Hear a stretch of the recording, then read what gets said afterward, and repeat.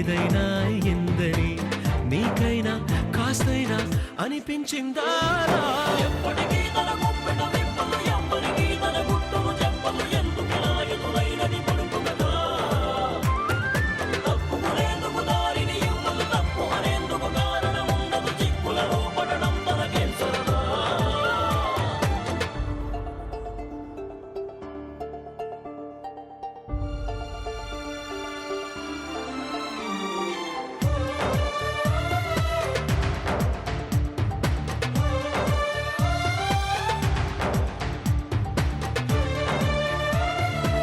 కొంచెం సంతోషంగా ఉండవే.